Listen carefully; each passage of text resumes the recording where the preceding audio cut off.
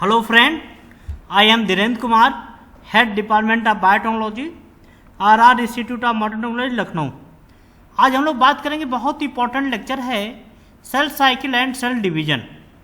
Cell cycle and cell division होते क्या हैं, उस पर आज हम लोग डिस्कशन करेंगे। और ये टॉपिक आपका ऐसा है, चाहे नीट का एग्जाम हो, चाहे गेट बायोटेक या लाइफ साइंस का एग्जाम हो, चाहे CSIR का एग्जाम हो, इससे क्वेश्चन आपके आते आते बहुत इंपॉर्टेंट आप लोग का टॉपिक है। सबसे पहले हम लोग बात करेंगे कि सेल साइकिल और सेल डिवीजन रियल में होते क्या हैं। तो सेल डिवीजन रियल में है क्या, तो देखा जितने भी लिविंग प्रोसेस हैं उनके अंदर आपका सेल का ग्रोथ होता है, डेवलपमेंट होता है, DNA रिप्लिकेट करते हैं। तो ये कैसे पॉसिबल होता है, तो these are possible by the cell division. तो cell division is a very important process in all living organism like plant, animal, microbes.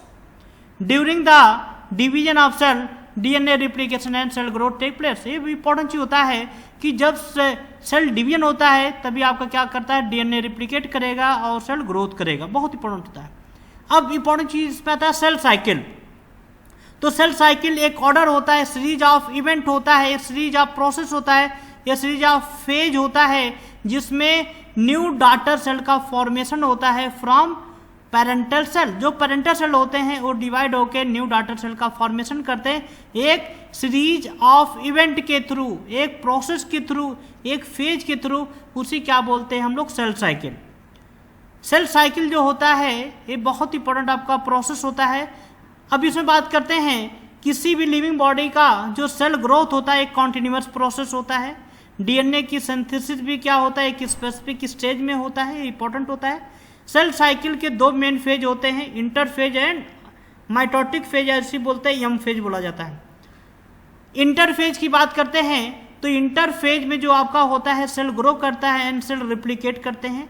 लेकिन वही माइटोटिक फेज में क्या होता है, रिप्लिकेटेड DNA और साइटोप्लाज्मिक जो कंटेंट होता है ये सेपरेट होते हैं एंड सेल डिवाइड होते हैं। जैसे हम इस स्ट्रक्चर की बात करें, इसमें देखा जाए G1 यस G2 फेज, ये जो आपके तीनों फेज होते हैं ये फेज रियल में किसके होते हैं, आपके इंटरफेज के होता है।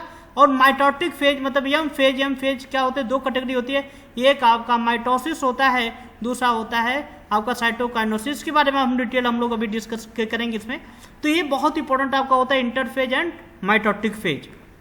इंटरफेज की बात की है अभी, जैसे हम लोगों ने डिस्कस किया कि इंटरफेज जो होता है जिसमें सेल ग्रो करता है और DNA रिप्लिकेट करते हैं। लेकिन माइटोटिक फेज में क्या होता है, जो रिप्लिकेटेड DNA है और साइटोप्लाज्मिक कंटेंट हो सेपरेट होते हैं और सेल डिवाइड करता है। लेकिन इंपॉर्टेंट होता है जो सेल साइकिल होता है ये ऑर्गेनिज्म टू ऑर्गेनिज्म वेरी करता है। जैसे सिंगल सेल आपके होते हैं जिसमें 2 से 3 घंटे तक लगते हैं, लेकिन जो हायर ऑर्गेनिज्म की बात करते हैं, जैसे ह्यूमन सेल की बात करते हैं, they require 24 hour for sale cycle. माने सेल साइकिल के लिए क्या होता है, एक सेल के लिए, एक सेल साइकिल के लिए 24 आवर की रिक्वायरमेंट थी। ये आपके एग्जाम में पूछा गया है, ये इंपॉर्टेंट होता है। अब बात करते हैं interphase. During interphase the cell undergo normal growth process. जब इंटरफेज स्टार्ट होता है तो इसमें सेल क्या होते हैं, ये नॉर्मल ग्रोथ प्रोसेस में इंटर होते हैं। ये cell to move from interphase to mitotic phase, कि सेल जो होते हैं इंटरफेज से माइटोटिक फेज में क्या करते हैं, आपके क्या होते हैं, मूव होते हैं। अब इंटरफेज की बात करते हैं तो इंटरफेज क्या होते हैं, 3 मेन फेज होते हैं, 3 स्टेज होते हैं, G1 यस G2। यहाँ पे देखिए लिखा गया है G1 यस G2 फेज, बहुत इंपॉर्टेंट होता है। पहले बात करते हैं G1 फेज। G1 फेज को बोलते हैं फर्स्ट गैप फेज। क्या बोला जाता है, first gap phase. First stage of interphase known है G1 फेज। ये जो G1 फेज होता है ये आपका इंटरफेज का फर्स्ट स्टेज होता है, because little change is visible. ये फर्स्ट गैप फेज इसलिए बोलते हैं क्योंकि इसमें जो चेंज होता है बहुत ही लिटिल आपका होता है। G1 phase correspond to the interval between mitosis and initiation of DNA replication. जो माइटोसिस और इनिशिएशन ऑफ DNA रिप्लिकेशन का जो इंटरमीडिएट जो फेज होता है वो क्या होता है, G1 फेज होता है। During the G1 stage the cell is quite active at the biochemical level. क्योंकि देखा जाए जब कोई सेल डिवाइड करेगा, सेल में डेवलपमेंट होगा तो कहीं ना कहीं उसमें बायोकेमिकल रिएक्शंस होते हैं।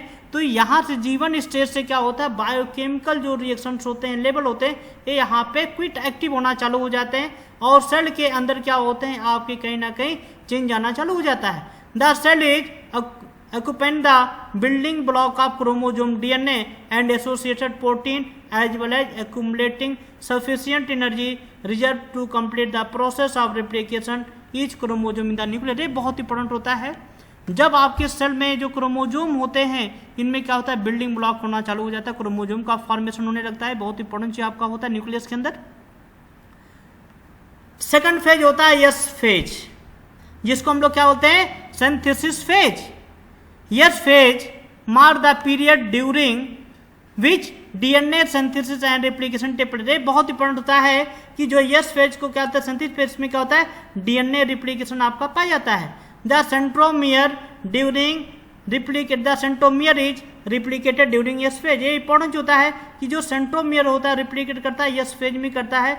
The two centromere will give rise to mitotic spindle the apparatus and orchestrate the movement of chromosome during meiosis. से बहुत इंपॉर्टेंट होता है। इसमें मेन आपका होता है, आपकी काफी जान पूछा गया, यस फेज में रियल में क्या होता है, यस फेज में क्या होता है, सिंथेसिस ऑफ डीएनए होता है। ये इंपॉर्टेंट आपका वर्ड होता है।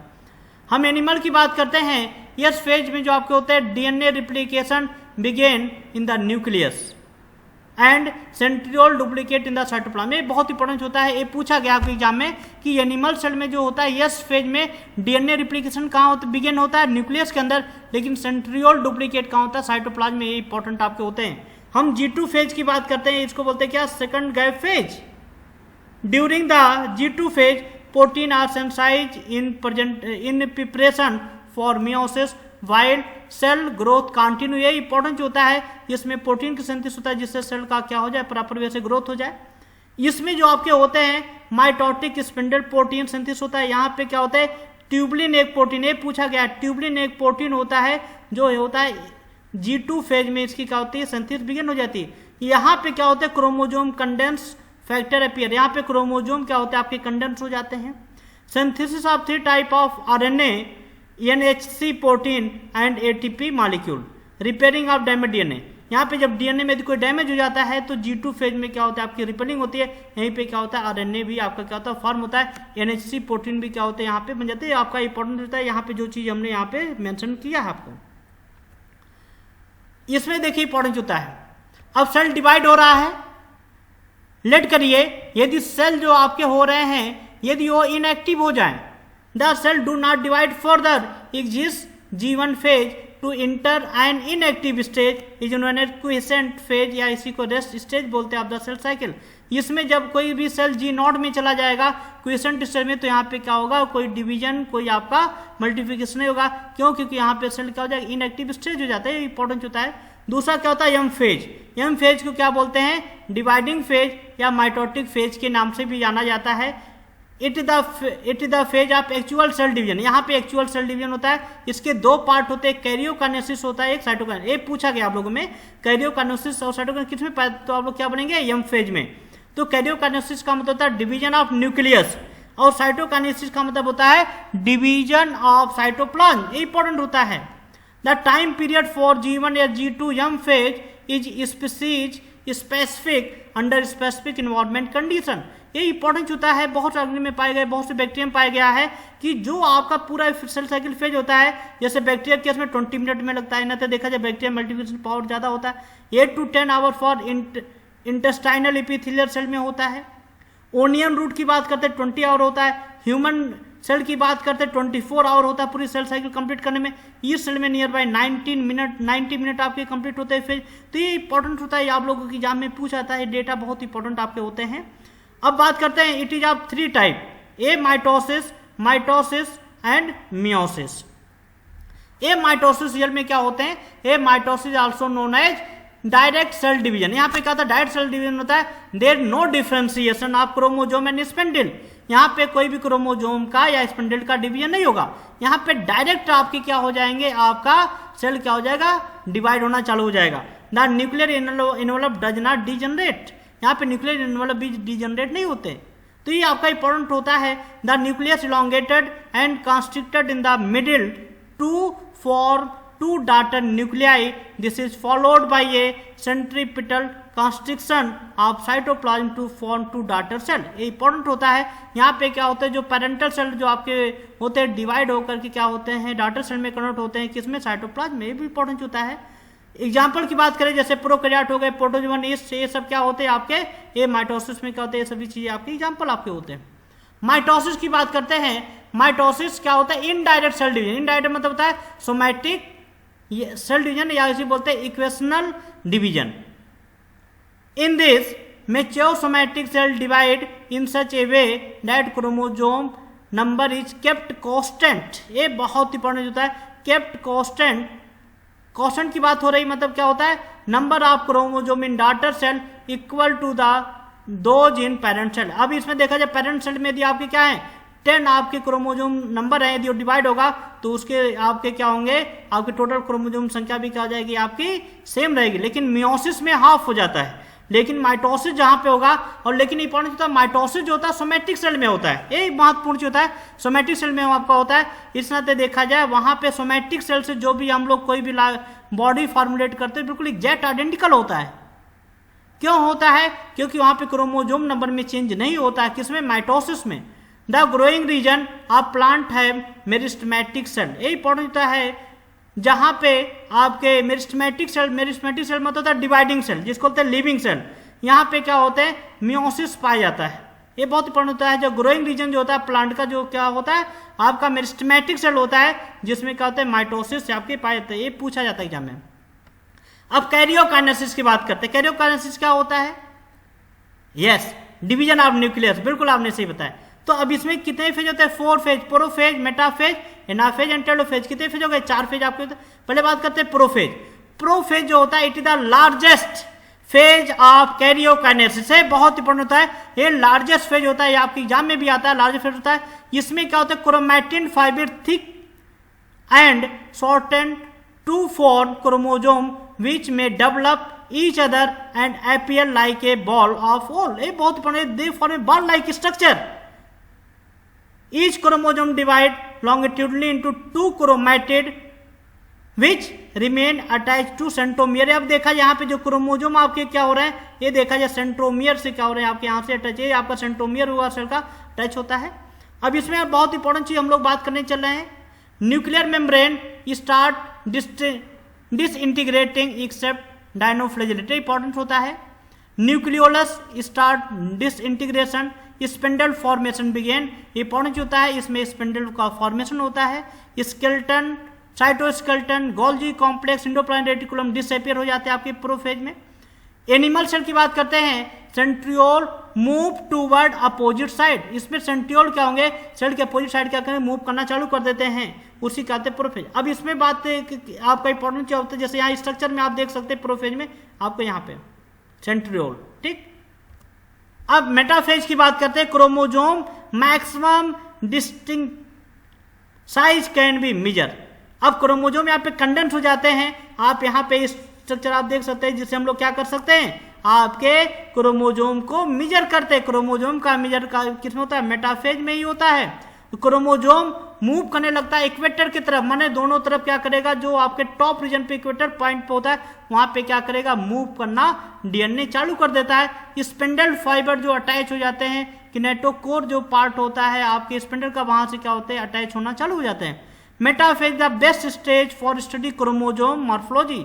हम यदि मॉर्फोलॉजी स्ट्रक्चर साइज नंबर यदि क्रोमोसोम का पता करना है तो metaphase the most important phase होता है, जिसमें हम लोग क्या करते हैं, इसको मेजर करते हैं। तीसरा होता है एनाफेज, सेंट्रोमियर स्प्लिट होते हैं, यहाँ पे इंपॉर्टेंट होता है कि सेंट्रोमियर यहाँ पे कहते हैं स्प्लिट होना चालू हो जाता है। And for centromere split from the middle and 2 chromatid gate separate. ये देखिए यहाँ पे सेपरेट हो गए दोनों, यहाँ पे देखिए आपको सेपरेट आपको दिख रहे होंगे, वेरी गुड, ठीक है। Both the chromatid move toward opposite pole due to repulsion force called anaphasic movement. Anaphasic movement पूछा गया कि एनाफेजिक मूवमेंट का मीनिंग क्या होता है, तो एनाफेजिक मूवमेंट का मतलब होता है कि क्रोमैटिड जो होते हैं अपोजिट पोल की तरफ क्या करते हैं, मूव करना चालू कर देते हैं। किसके कारण होता है, रिपल्सिव फोर्स, किसके थ्रू, रिपल्सिव फोर्स के नाते उसको हम लोग क्या बोलते हैं, एनाफेजिक मूवमेंट। ये बहुत इंपॉर्टेंट है। एनाफेजिक मूवमेंट जो आपके होते हैं, ये रिपॉलीमराइजेशन ऑफ कंटिन्यूअस फाइबर होते हैं, ये भी इंपॉर्टेंट होता है। सेंट्रोमियर फेस टूवर्ड इक्वेटर हो जाता है। Shape of chromosome is best study eight anaphase. यदि हमको शेप की बात करना है तो एनाफेज में ध्यान दीजिएगा। स्ट्रक्चर, नंबर, साइज पता करना है तो मेटाफेज इज बेस्ट। लेकिन यदि शेप की हमको बात करना है तो क्या होता है, एनाफेज बेस्ट आपका स्टेज होता है। चौथा बात करते हैं, लास्ट स्टेज आपका होता है टेलोफेज। टेलोफेज में क्या होते हैं, the chromosome reach the pole by the spindle fibre and form two group. अब देखा जाए यहाँ पे टू ग्रुप में क्या हो गया, आपकी क्या हो गया, सेपरेट हो गया कि नहीं। यहाँ पे देखा जाए न्यूक्लियर इन्वॉल्व का क्या हुआ, आपका फॉर्मेशन हो गया। तो chromosome began to uncoil and form chromatin. तो यहाँ पे क्या होगा, क्रोमैटिन का फॉर्मेशन हो जाएगा और आपका जो डीएनए बिगेन हो जाएगा, अनकॉइल हो जाता है। The nuclear membrane and nucleolar reappear. Nuclear membrane और न्यूक्लियर क्या हो जाएंगे, यहाँ पे रीअपियर हो जाते हैं। आपका इंपॉर्टेंट आपका होता है। अब इसमें हम लोग बात करें एनिमल सेल में, तो ये टेलोफेज क्या होता है, ए कंप्लीटली एस्ट्रल रे and spindle fibre completely disappear. यहाँ पे जब होता है, जब आपका क्रोमोजोम दोनों पोल पे क्या हो जाएगा, मूव हो जाएगा, तो वहाँ पे क्या स्पिंडल फाइबर जो होंगे वहाँ से क्या हो जाएंगे, रिमूव हो जाएंगे। ये आपका इंपॉर्टेंट है। वहाँ पे गोल्गी कॉम्प्लेक्स एंडोप्लाज्मिक रेटिकुलम क्या होता है, यहाँ पे रिफॉर्म हो जाते हैं। और कोई बात करते हैं साइटोकाइनेसिस। साइटोकाइनेसिस मतलब होता है division of cell having undergone karyokinesis to produce two daughter cell each with a daughter nucleus. ये इंपॉर्टेंट कैरियो साइटोकाइनेसिस मतलब होता है, यहाँ पे साइटोप्लाज्म की डिवीजन की बात होती है। और साइटोप्लाज्म का डिवीजन क्या होता है, दो ही मेथड से होता है। एक क्या होता है, सेल फेरो मेथड और सेल प्लेटिंग मेथड। ये सेल फेरो और सेल प्लेट मेथड क्या है, ये हम लोग बात करने चल रहे हैं। अब सेल फेरो मेथड की बात करते हैं। ये animal, this is characteristic of animal cell.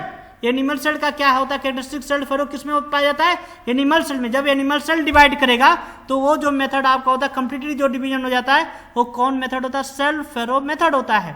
इसमें आपकी क्या होता है, dense vascular and fibres structure is form in the equator region of the spindle simultaneously with the depolarization, it is known as mid body. ये important चीज आपको होता है। तो इसका मतलब क्या है, जो एनिमल सेल जब डिवाइड हो जाते हैं तो किस मेथड से स्टडी करते हैं, उसको हम लोग क्या बोलते हैं, सेल फेरो मेथड। दूसरा होता है cell plate method. Cell plate एक में पाता है आपको प्लांट सेल में, दोनों में डिफरेंस देखेगा। सेल फेरो किस में, एनिमल सेल में, लेकिन सेल प्लेट किस में क्या होता है, आपको प्लांट सेल में होता है, जहां पे क्या करते हैं, आपके सेल आपके डिवाइड होते हैं। ये बहुत आपका इंपॉर्टेंट चीज आपका होता है, मेथड होता है। अब माइटोसिस की बात करें हैं, टाइप ऑफ माइटोसिस। हम लोगों ने भी बात किया था कि माइटोसिस के केस में क्या होता है, जो क्रोमोसोम नंबर क्या होता है, चेंज नहीं तो सेम रहता है। अब टाइप की बात करें माइटोसिस के, पहले हम लोग बात करेंगे इंट्रा न्यूक्लियर या promitosis. Nuclear membrane is not disintegrated and spindle is form inside the nuclear membrane, जैसे प्रोटोजोआ हुआ, ईस्ट हो गया। इसमें बात करते हैं, it is so as centriole is present within the nucleus. अब इसमें क्या होता है, प्रोमाइटोसिस का होता है, यहाँ पे न्यूक्लियर मेम्ब्रेन का होता है डिसइंटीग्रेट नहीं होते। ये इंपॉर्टेंट चीज होता है। एक्स्ट्रा न्यूक्लियर की बात करते हैं, जिसको बोलते हैं क्या, यूमाइटोसिस। यूमाइटोसिस में क्या होता है, इसमें न्यूक्लियर मेम्ब्रेन का होता है डिसइंटीग्रेट हो जाते हैं और स्पेंडल फॉर्म हो जाता है। ये आपका इंपॉर्टेंट होता है आउटसाइड न्यूक्लियर मेम्ब्रेन।